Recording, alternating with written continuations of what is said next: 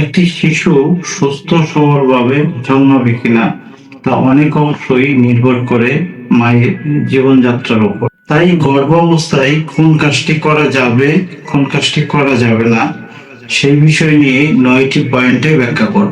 শিশুর পরিপূর্ণ বিকাশে একজন গর্ভবতী নারীকে ভিটামিন, মিনারেল, ক্যালসিয়াম, আয়রন ও আয়োডিনযুক্ত খাবার খেতে হবে। মৌসুমী ফল, টাটকা শাকসবজি, ডাল, মাছ, মাংস, ডিম খাবার, এই সমস্ত খাবার বেশি বেশি খাওয়ার পরামর্শ দিয়েছেন বিশেষজ্ঞরা। এছাড়া দিনে 8 থেকে 10 গ্লাস পানি খাওয়াও বেশ জরুরি। ফল সবজিগুলো ভালোভাবে ধুয়ে খাবেন। মাছ, মাংস, ডিম যেটাই খান না কেন পুরোপুরি সিদ্ধ করে খাবেন। কাঁচা আদা সিদ্ধ খাবার, বাসি বা ভেজা খাবার, টেস্টি সল্ট, প্রসেস ফুড এগুলো খাওয়া যাবে না। এসবে ক্ষতিকর তেল, চিনি, চর্বি এসব থাকে। ক্যাফিন জাতীয় খাবার, চা, কফি, চকলেট এগুলো সম্ভব হলে এড়িয়ে চলুন। সবচেয়ে জরুরি হলো প্রত্যক্ষ ও পরোক্ষ ধূমপান বাদ দেওয়া। প্রতি মায়ে রাত 8 ঘন্টা ঘুমের কোনো বিকল্প নেই। দিনের বেলাও 2-4 ঘন্টা বিশ্রাম নেওয়ার পরামর্শ দিয়েছেন বিশেষজ্ঞরা। বিশেষজ্ঞরা বলছেন বিছানায় বাম কাত হয়ে শোয়া ভালো। পরিচ্ছন্নতা, গর্ভবতী মায়েদের দিনের বেলা 2 বার দাঁত ব্রাশ করা সহ পরিচ্ছন্ন থাকা এবং পরিচ্ছন্ন খাবার খাওয়ার কথা বলেছেন বিশেষজ্ঞরা। খেয়াল রাখবেন গোসলের স্থান যেন পিচ্ছিল না থাকে, যেখানে পড়ে যাওয়ার সম্ভাবনা বেশি থাকে সেসব স্থান এড়িয়ে চলুন। চেষ্টা করবেন টুল বা চেয়ারে বসে গোসল করার জন্য। গামছা, পানির মগ, সাবান, শ্যাম্পু, টাওয়াল এগুলো সবসময় হাতের নাগালে রাখবেন। পুকুর পাড়ে কিংবা টিউবওয়েল চেপে গোসল করতে গেলে অন্য একজনের সাহায্য নিন। এছাড়া ত্বকে যে কোনো কেমিক্যাল, পাউডার, স্নো কিংবা কোনো ক্রিম ব্যবহার করতে গেলে আগে চিকিৎসকের পরামর্শ নেবেন।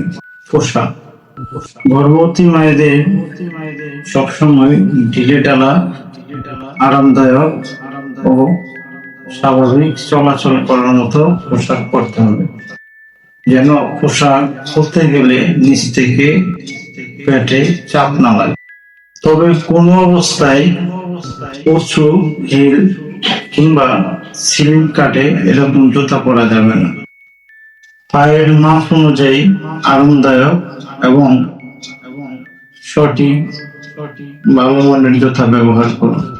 চিকিৎসকের মতে প্রথম 3 মাস এবং শেষের 3 মাস সাবধানে চলাচল করতে হয়। শরীরে কিংবা মনে বাড়তি চাপ নেওয়া যাবে না। দীর্ঘ সময় দাঁড়িয়ে না থেকে হালকা চলাচল করুন। এই সময়ে দূরের কোথাও ভ্রমণ, বিমান যাত্রা এড়িয়ে চলা ভালো। এবড়ো খেবড়ো রাস্তা কিংবা পিচ্ছিল রাস্তা চলাচল করতে গিয়ে কিংবা সিঁড়ি দিয়ে চলাচল করতে গিয়ে সাবধানে চলাচল করা ভালো। কোনো অবস্থাতেই ভারী বস্তু তুলবেন না।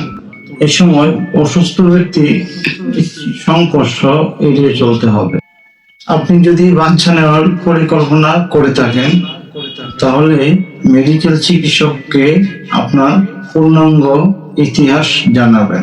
আগে কতবার গর্ভধারণ করেছেন, গর্ভধারণ করতে গিয়ে কোনো দুর্ঘটনা ঘটেছে কিনা, এর আগে পরে কোনো গর্ভবতী হয়েছেন কিনা, কিংবা শিশুর বাবা মা কেউ অসুস্থ আছে কিনা বা পূর্বে অসুস্থ ছিল কিনা এগুলো চিকিৎসককে জানান।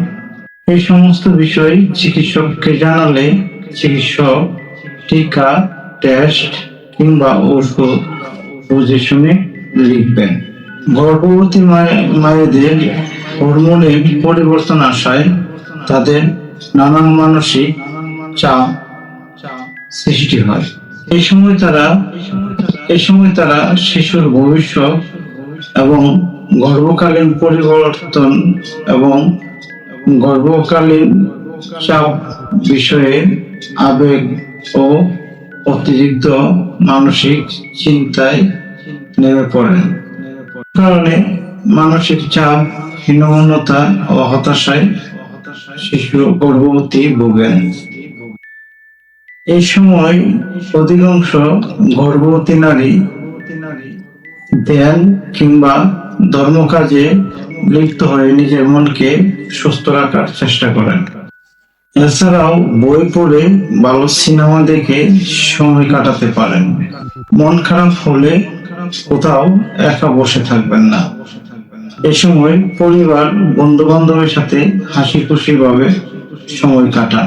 অতিরিক্ত কাজ কিংবা মানসিক চাপে রাখা যাবে না।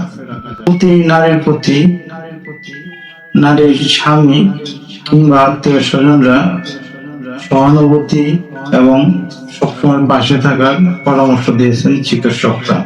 এছাড়াও গর্ভধারণের প্রথম ও শেষের 3 মাস সহবাস থেকে বিরত থাকবেন।